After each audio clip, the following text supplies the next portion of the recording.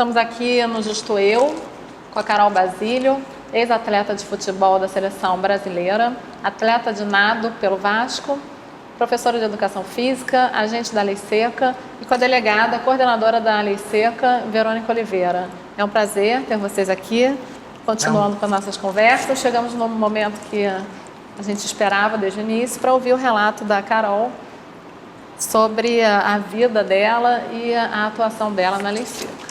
É um prazer enorme ter vocês aqui. A gente deixou você para o final porque, assim, a sua presença, a sua força, ela chega antes de você, né? É impactante, assim, quando eu te vi, eu falei, nossa, que mulher linda, né? Que mulher forte. Então, assim, eu queria que você contasse pra gente o que aconteceu. Se você nasceu assim ou se você adquiriu sua deficiência em razão do acidente. Na verdade, pratico esporte desde os 3 anos de idade. Minha primeira competição foi aos 4 anos, em Niterói, que é a minha cidade natal, na corrida rústica. E dali, o meu histórico foi dentro do esporte. Infelizmente, no dia 6 de abril de 2010, eu dei a minha aula às 8h45 da noite, quando estava retornando para minha residência, fui atropelada por um motorista numa caminhonete de grande porte, que avançou um sinal vermelho a 120 km por hora, onde a via permitia 60. E dali a minha vida começou a se transformar, né? Como vocês já apresentaram, eu sou ex-atleta da Seleção Brasileira de Futebol Feminino e perdi diretamente a minha ferramenta de trabalho, que foram minhas pernas. Assim, eu represento uma minoria que, por incrível que pareça, ganhou esse objeto aqui, que foi o grande lucro da minha vida. Mas naquele ano, esse foi o meu presente de aniversário, né? Assim, a projeção de morte no trânsito é de 1.900.000 pessoas em 2019. Então, assim, esse número, a gente atenta ao fato que esse número é, no mínimo, 3 vezes maior. Porque só é contabilizado quem morre no trânsito, quem morre no local do acidente. Quem, de alguma forma, morre depois de 10 minutos, ou no trajeto, ou depois de dias no hospital, não entra nessa estatística. Então, por incrível que pareça, esse aqui foi o meu presente de aniversário naquele ano, porque foi o grande lucro. Que a maioria não tem essa oportunidade de reescrever o seu futuro depois de um trauma desse. A gente está falando de sonhos, de histórias transformadas, de vidas dilaceradas, de famílias destruídas, porque ninguém sofre um acidente sozinho. Quando a gente se arruma e sai de casa para o nosso destino, tem alguém lá esperando a gente voltar da mesma forma. E com certeza essa pessoa vai sofrer esse impacto junto com você, quando isso acontecer. E assim, se hoje a gente desenvolve esse trabalho com a Operação Lei Seca, é porque a gente tem certeza que a maioria não teria essa disposição. Quando você fala de rebeldia do adolescente, do jovem, assim, a gente fica muito triste, né, com esse tipo de atitude. Porque quem bebe e dirige, ele coloca em evidência não só a sua integridade física, mas a sua integridade moral. Porque a gente está falando de um crime de trânsito. Desculpa, eu estou um pouco emocionado, porque eu estou naqueles dias, mulher uma vez por mês, chocolate e choro. Então, assim... Por isso que ficou para o último bloco. Para mim, assim, colocando tudo em evidência, a estética de ser mulher, de ter praticado um esporte que mexia diretamente com o físico. Eu tinha, assim, um físico invejável. Fala da sua perna, que você já me contou. Eu tinha 98 de perna, 105 de quadril. Então, assim, eu era a pessoa que chegava e falava, nossa, que corpo é esse? A barriga trincada, assim. Desde criança, o meu corpo tinha aquela memória do esporte. Então, assim, foi importante para mim ter sido atleta, me ajudou nesse instrumento de transformação psicológica, nessa loucura que é sair de casa um dia e voltar 28 dias em cima de uma cadeira de rodas. Porque quando a gente fala de deficiência, a gente fala de adaptação. E nenhum ser humano que não nasceu deficiente está adaptado na cadeira de rodas. Colocando todas as considerações e evidências, barreiras atitudinais, barreiras arquitetônicas, a gente enfrenta 1 milhão de barreiras por dia para chegar num destino simples. A gente enfrenta reabilitações complexas para voltar a fazer o que a gente aprendeu criança. Então, assim, na verdade, esse trabalho é para levar essa reflexão para a população fluminense, principalmente para os jovens que estão inseridos dentro dessa idade problemática de rebeldia, de querer se achar mais forte por usar substância, álcool e depois pegar o volante. Então, assim, a gente diz que... Eu gosto de resumir o trabalho da Lei Seca em uma frase. perca um minuto da sua vida, mas não perca a sua vida em um minuto. Às vezes a gente fica estressado por ver aquele trânsito, pela fiscalização estar presente em alguma via, mas é um mal necessário. A gente está ali para tirar o cara, porque também morre quem atira. Então, se a pessoa bebe e dirige, ela pode matar, mas também pode morrer. E às vezes o motorista alcoolizado, ele não tem essa sensibilidade de ver que o nosso trabalho é de favor à vida dele. A gente está ali para levar a valorização à vida. As pessoas cogitam várias oportunidades de ser bem-sucedido. E eu não sei o que acontece quando as pessoas entram no carro e elas se sentem mais fortes. Elas acham que, parece que apertam um botão e tudo em volta dela some. Tudo que ela aprendeu, por exemplo, às vezes você é um cidadão de bem, que paga a conta, não faz nada de errado, mas avança o sinal vermelho. E para mim já não é um cidadão de bem. E usa um Twitter da Lei Seca. Usa um Twitter da Lei Seca para replicar essa notícia. Então, assim, é muito importante falar que é crime de trânsito beber e dirigir com mais de 0,33% de concentração alcoólica no sangue. Porque, às vezes, o cara está ali, toma algumas tacinhas de vinho numa reunião formal de família e coloca um filho no banco de trás. E pode acontecer alguma coisa nesse percurso. Acontecem a todo momento. É como se caísse um avião todos os dias. Eu acho que se caísse um avião todo dia, amanhã ninguém andaria de avião. Mas a gente não pode fazer isso com o trânsito. A gente precisa estar nele. Obrigatoriamente a gente lida com o trânsito a todo momento. Interage com ele quando a gente coloca o pé para fora de casa. Então, assim, essa democracia que o trânsito apresenta e essa justiça que o trânsito precisa, a gente precisa ter essa responsabilidade dentro de cada um de nós. Agora, é engraçado, você falou quem atira também morre quem atira. Não se faz teste psicotécnico, por exemplo, para tirar a carteira de motorista. Né? É muito mais fácil você tirar uma carteira de motorista do que você pegar uma arma, por exemplo, ter uma arma ilicitamente. Né? Mas você causa um mal, às vezes, tão grande quanto ou maior, né, do que a arma de fogo, e ninguém parece se preocupar com isso. Então, mesmo o cara que critica a liberação da arma é o cara que pega o carro embriagado e acaba causando um acidente de trânsito e matando uma pessoa. É a mesma forma, né, de pegar e puxar o gatilho. Assim, na verdade, o acelerador, para mim, tem o mesmo efeito de um gatilho.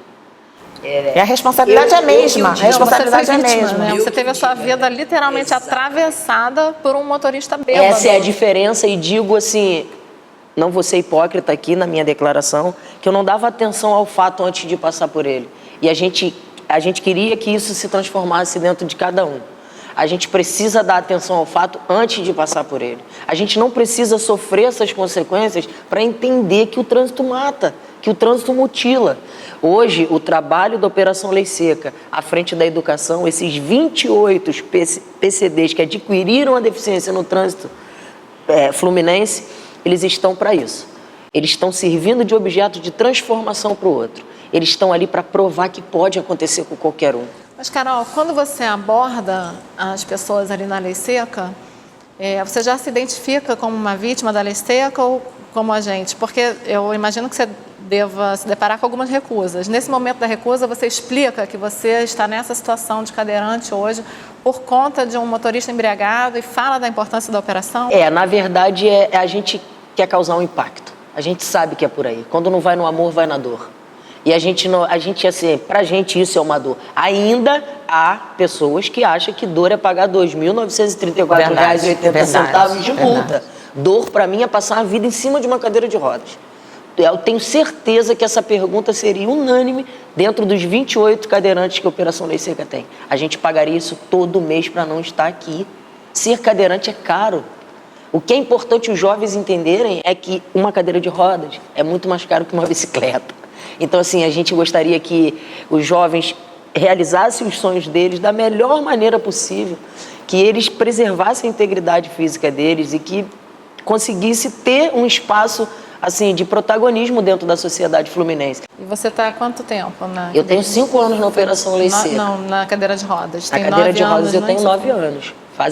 Em 2019 fizeram 9 anos. E você jogava ainda na época? Você era atleta? Ainda era atleta. Quem sabe eu não estaria fazendo parte desse mundial, levando em consideração que a Formiga tem essa idade, assim. me causa uma certa frustração, sabe? E você acompanha ainda a seleção? Sim, tenho toda a interação. Fizemos uma matéria, a Sport TV fez uma matéria comigo e com a Marta, a gente depois se reencontrou. E eu ajudei muito no processo de recuperação psicológica. A Marta ia parar de jogar em 2012, quando a Sport TV me levou porque uma liga de futebol tinha fechado. E aí ela, quando olhou a minha mensagem de vida, de esperança, porque assim, pode parecer ironia, uma pessoa em cima de uma cadeira de rodas está falando de amor à vida, né? Mas só a gente sabe que a gente Não, você passou. me contou aqui antes de começar o programa que você ia morrer, né? Você Eu ia optou morrer, por perder as pernas. Porque assim, quando o carro me atropelou, as minhas amputações foram traumáticas. Eu não tive amputação programada, ou seja, eu não amputei a perna no hospital. Ou seja, a eu perna perdi já a saiu perna no imediatamente. local do acidente. O carro amputou a perna traumaticamente. Quando o carro me atropelou, eu caí deitado, olhei e vi minhas pernas fora do meu corpo e falei, gente, aquela informação precisou ir para dentro de mim com muita rapidez para eu não cair no luto e nem morrer. Porque eu sabia que, como eu já tinha estudado e tinha feito socorros como matéria na faculdade, eu sabia que se eu perdesse o estímulo cerebral, ia ser uma questão de segundo, porque sangue foi muito. Então eu tive a frieza de me manter acordada, mandando adrenalina para minha cabeça, até que veio uma pessoa que era assim, enviada, porque não estava de serviço, e era um bombeiro cardiovascular que foi visitar o sogro que estava doente, do lado de onde eu caí. Porque a pessoa que te atropelou fugiu, né? Fugiu, omitiu socorro. E aí essa pessoa que estava lá, que é o tenente Lamego, o tenente do bombeiro, que assim, faz parte fundamental, porque ele tirou o cinto e fez o torniquete na perna direita ali, que eu senti que eu ia sobreviver. Mas o resgate demorou 15 minutos, então não teve tanta... Foi só para chegar no hospital. E aí eu vi os dois médicos, o ortopedista e o vascular, como era muito grave, cada um pegou uma perna, porque não tinha tempo para esperar operar uma e depois outra. E aí eu escutei eles falando, vamos transferi-la. Essa perna poderia ser devidamente reimplantada, porque essa não teve como, mas a direita eu conseguiria reimplantar. E como de Niterói para Saracuruna, que é o único lugar de reimplante de membros no estado do Rio, tinha um certo percurso, ia ter que esperar helicóptero, enfim. Eu escutei o vascular falando que havia a possibilidade do óbito no percurso. E aí eu, com tudo aquilo acontecendo, com toda a frieza do mundo, eu chamei, doutor, daqui para frente é comigo, eu quero ficar viva. Eu não quero chegar lá no hospital, ter a possibilidade de reimplantar uma perna sem vida. Então, eu acho que assim, tudo que a gente está conversando aqui sobre a Operação Lei Seca se resume nisso. Eu acho que se você estiver vivo, você tem esperança de seguir em frente. E a minha meta é essa, aproveitar todo esse estigma, todo esse trauma, para fazer com que vidas sejam transformadas, hábitos sejam transformados e que a população entenda que a Operação Lei Seca salva vidas. Ela consegue concretizar sonhos, ela consegue fazer com que você volte para casa em segurança. Faça com que você chegue na sua família e consiga dar um abraço com quem você deixou lá esperando. Isso é muito importante, a valorização da vida está muito banalizada. Com tudo, assim, o cotidiano que a gente vive, a sociedade que a gente vive sob pressão. A gente mesmo aqui nos bastidores, a gente estava conversando sobre a falta de tempo que a gente teve Mas essa pressão cotidiana precisa ter uma brecha para a gente levar em consideração a nossa vida. É porque as coisas boas a gente não vê. Exatamente. Né? As pessoas que foram salvas com a Lei Seca, elas não estão aqui sentadas. Exatamente. Né? Porque a gente não sabe quem são, a gente não vê. Mas se um jovem que teria sido atropelado por um motorista bêbado, ele consegue continuar a carreira e a vida dele, já valeu a pena. Com certeza. Assim, é um trabalho maçante contra as mídias também, né? A mídia, ela se induz muito jovem, que é legal, né? Coloca uma mulher com um corpo exuberante para fazer uma propaganda de uma cerveja. Mentira, aquela mulher não bebe cerveja, senão o corpo não seria exuberante. Coloca um jogador de futebol que é assim, mega famoso e bem-sucedido, com uma latinha na mão. O que essa criança vai achar? Que ela vai ser bem-sucedida se beber, que ela vai ser um jogador de futebol. Então, assim, é importante as pessoas analisarem a contraproposta. Essa é a realidade do álcool da direção.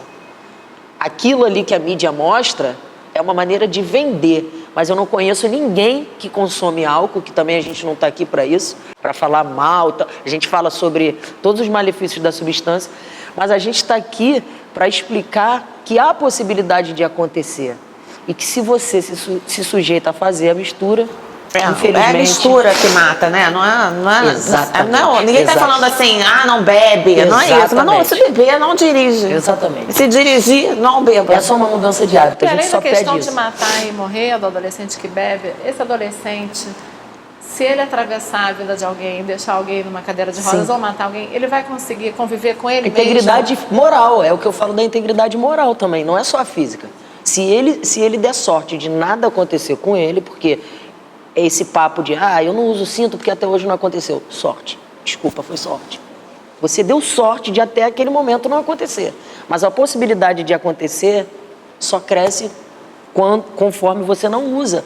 Porque assim, a gente estava falando também nos bastidores sobre o trânsito evoluiu muito.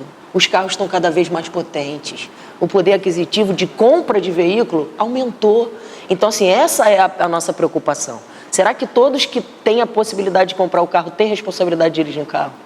Então, eu sou muito convidada, né, para falar sobre palestra, sobre a mulher, igualdade de direitos, força da mulher. A próxima vez eu vou chamar a Carol e ela vai dar a palestra dela para as pessoas entenderem o que é isso, o que é uma mulher forte e lutadora e vencedora na vida, que isso sirva de exemplo. E a questão da acessibilidade, assim, eu tenho vergonha da nossa cidade, do nosso estado, da forma que as pessoas recebem o cadeirante. Assim, hoje você me contou algumas situações que eu me envergonhei, né? Você falou de um táxi que te cobrou R$10 por conta da sua cadeira, como se fosse uma bagagem. Então, assim, no dia a dia, o que você vem observando nesse sentido, assim, do acesso? Na verdade, assim, nós que adquirimos a deficiência, a gente vem lutando incansavelmente para tentar fazer essas transformações. Falando do centro do Rio de Janeiro em particular, que é um lugar do Rio Antigo, a gente tem acessibilidade quase zero. E assim, essas pessoas que adquiriram a deficiência, elas estão ali para tentar fazer essa mudança, para tentar voltar, porque assim, quem nasceu deficiente, ela se adapta àquela questão, ali é escada, eu não vou. Mas quem não nasceu assim, quem já frequentou aquele espaço, quer voltar a frequentar. Então a gente tem lutado bastante, mas é uma dificuldade assim, as barreiras arquitetônicas são relevantes dentro do percurso do cadeirante. Assim, falar de metros a mais por conta de uma rampa não estar na frente da outra. É falar também sobre as barreiras do outro que tenta pegar o nosso direito. Eu fiz até uma campanha, quer minha vaga, fica com a minha deficiência.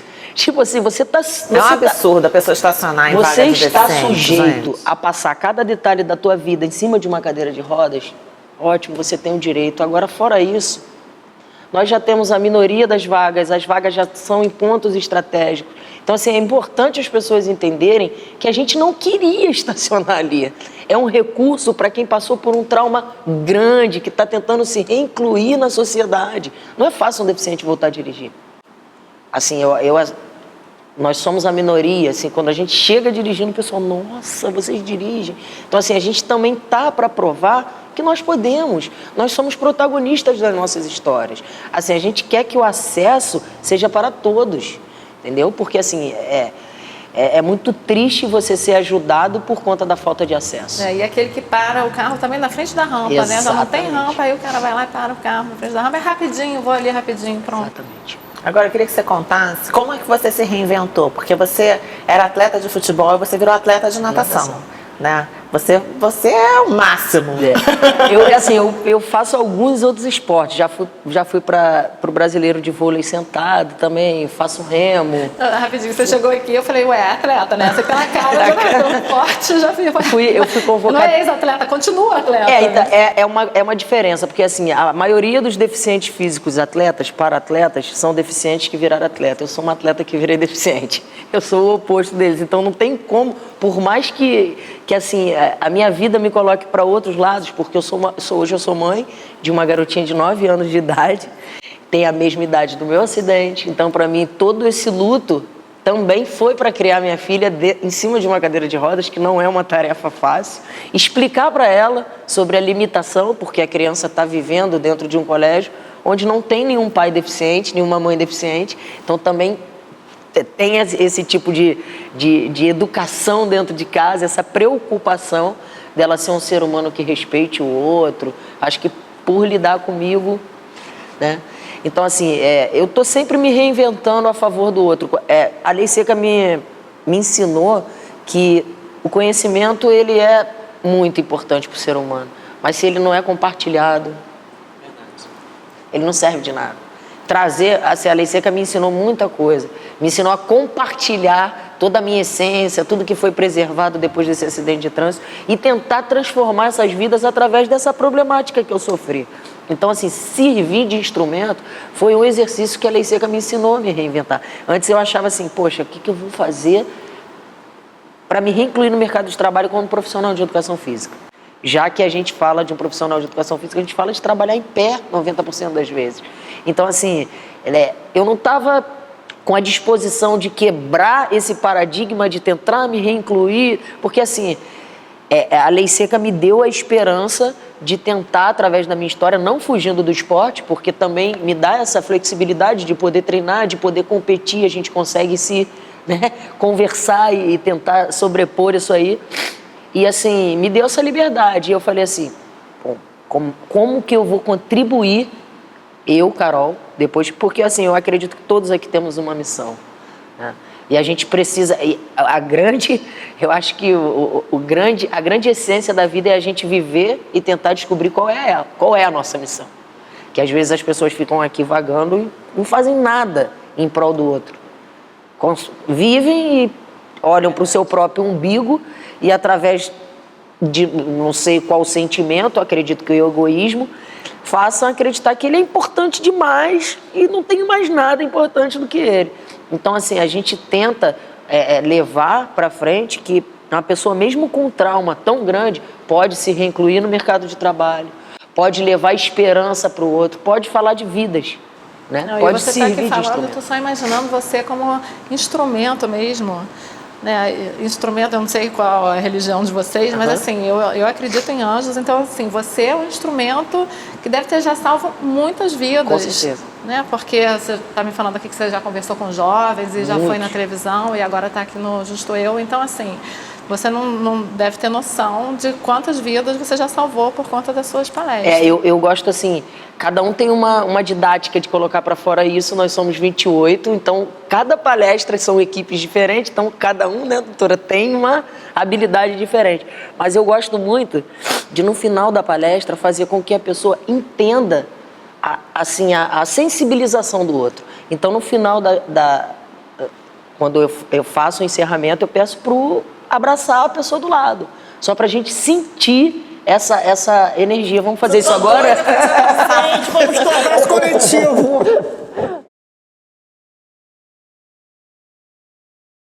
Esse foi o Justo Eu sobre a Lei Seca, foram 4 blocos. Se você perdeu um, volte para assistir. Realmente é imperdível. Essas 2 mulheres maravilhosas que apresentaram aqui com a gente hoje e nos outros capítulos. Fiquem com a gente, curtam, compartilhem, divulguem. E se você for beber, não dirija. Como disse a Carol, o conhecimento tem que ser transmitido. Informação é poder. Curta, compartilhe e apoie a Lei Seca.